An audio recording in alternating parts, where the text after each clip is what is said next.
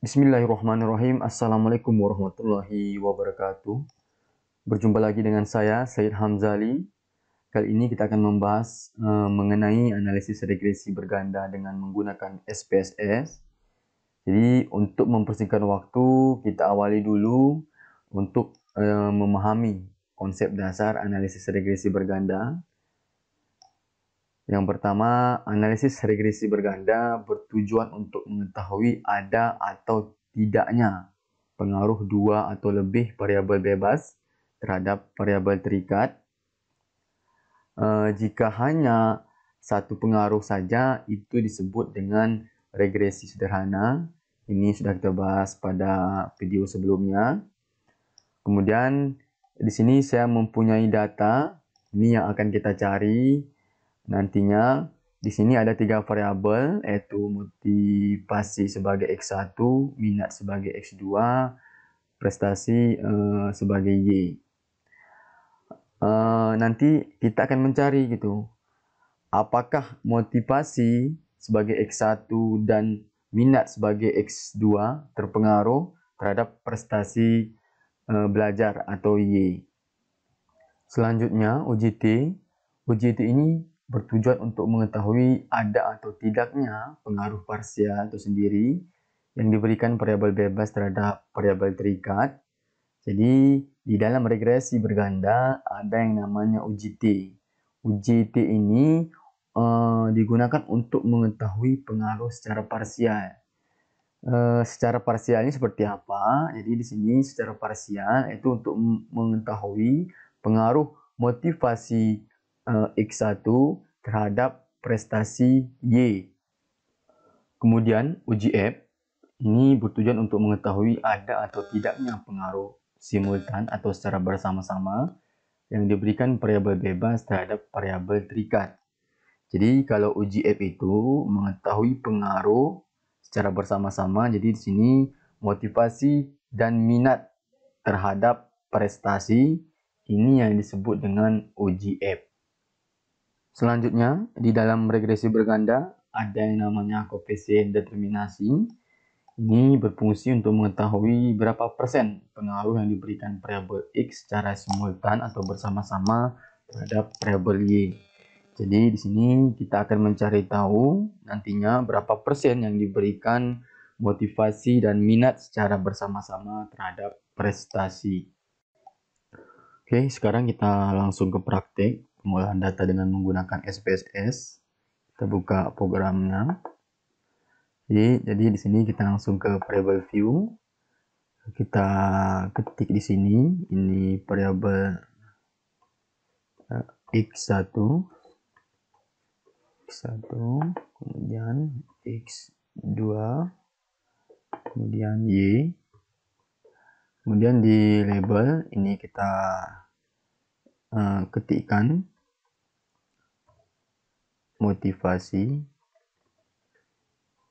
sebagai X1, kemudian minat sebagai X2, dan prestasi sebagai Y.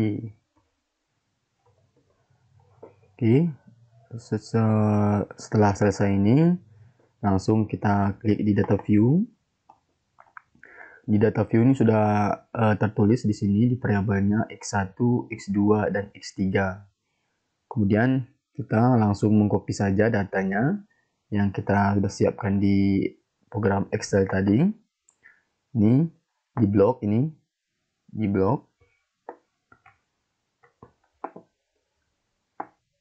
Di blok Ctrl C, langsung dibawa ke data view, Ctrl V. Kita tunggu prosesnya.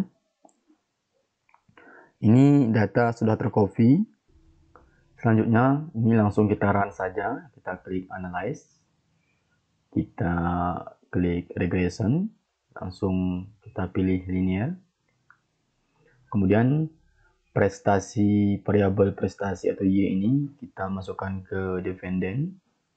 Kemudian motivasi dan minat ini kita blok saja gitu, kita blok langsung masuk ke independent. Ini simple. Kemudian langsung kita klik OK saja. Kita tunggu prosesnya. Ini data sudah di run. Nah, di sini sudah muncul output regresi berganda.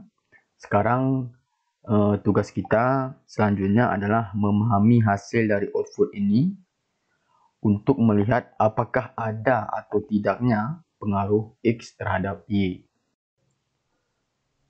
Selanjutnya, sebelum kita membahas satu persatu dari hasil output tadi, ini sebelumnya perlu kita lihat dulu perumusan hipotesisnya. Jadi di sini ada 3 hipotesis. Hipotesis yang pertama, terdapat pengaruh motivasi X1 terhadap prestasi Y. Kemudian hipotesis kedua, terdapat pengaruh minat X2 terhadap prestasi Y. Kemudian hipotesis ketiga, terdapat pengaruh motivasi X1 dan minat X2 secara simultan terhadap prestasi Y. Di sini kita menggunakan tingkat kepercayaan 95% dengan A 0,05. Ini merupakan standar dalam statistik. Oke, langsung saja kita bahas satu persatu. Dasar pengambilan keputusan untuk UJT, ini ada 2 ketentuan. Yang pertama, jika nilai signifikan lebih kecil daripada 0,05 atau terhitung lebih besar daripada tabel, maka terdapat pengaruh variabel X terhadap variabel Y. Kemudian, jika nilai signifikan lebih besar daripada 0,05 atau terhitung lebih kecil daripada tabel, maka tidak terdapat pengaruh variabel X terhadap variabel Y. Kemudian untuk mencari rumus tabel, A dibagi 2, N kurang K kurang 1.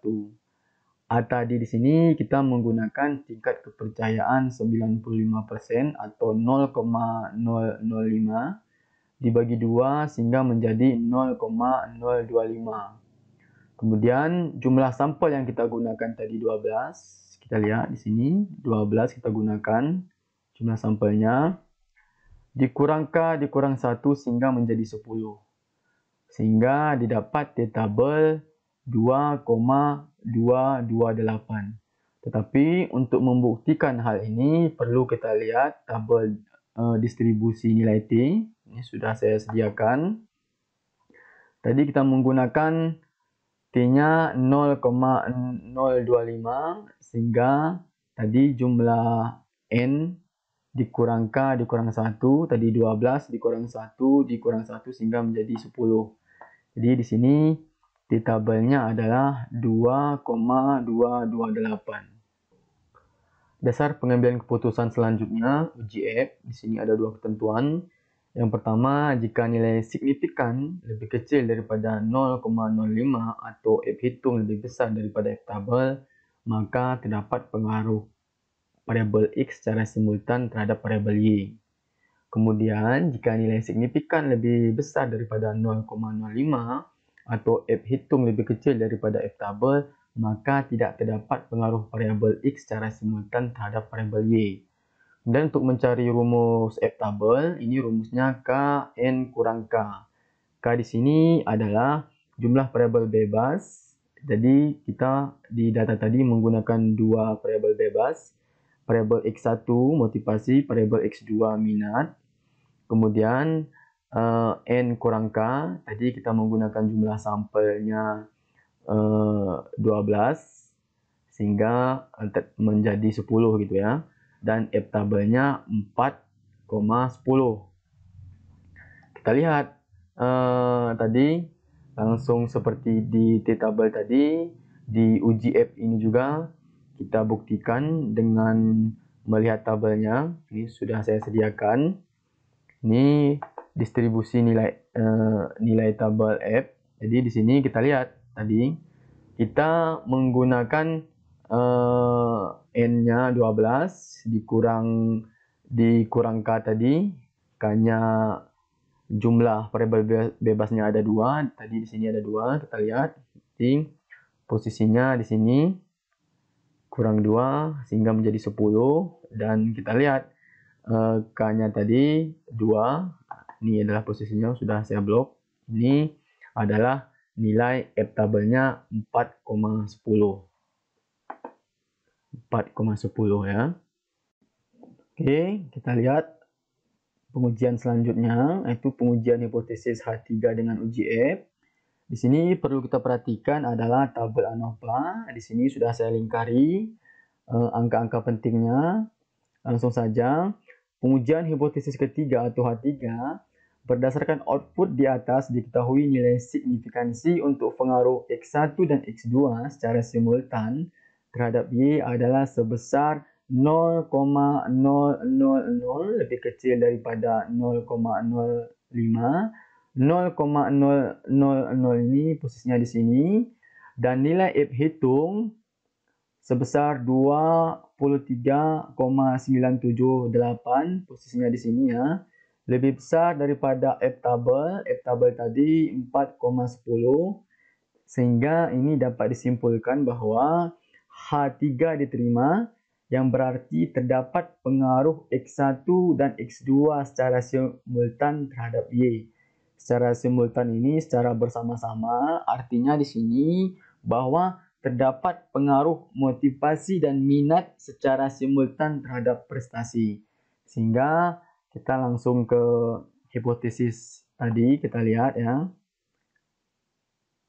Nah, di sini kita lihat bahwa untuk hipotesis pertama tadi itu ditolak karena tidak terdapat pengaruh motivasi X1 terhadap prestasi.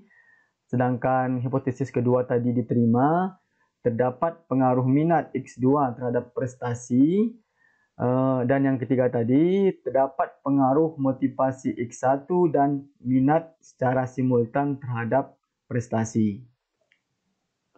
Oke, pembahasan terakhir di sini kita lihat koefisien determinasi. Di sini yang perlu kita perhatikan adalah tabel model summary. Di sini sudah saya lingkari angka-angka pentingnya. Jadi di sini langsung saja berdasarkan output di atas diketahui nilai R² sebesar 0,842.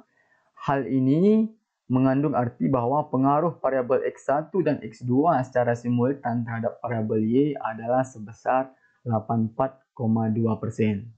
Artinya di sini bahwa terdapat pengaruh variabel motivasi dan minat secara simultan terhadap variabel prestasi itu sebesar 84,2.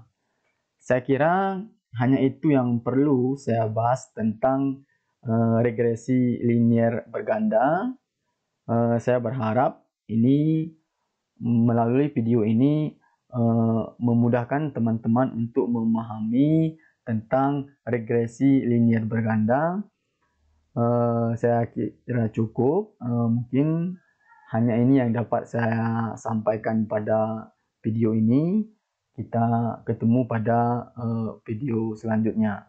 Lebih dan kurang saya mohon maaf. Assalamualaikum warahmatullahi wabarakatuh.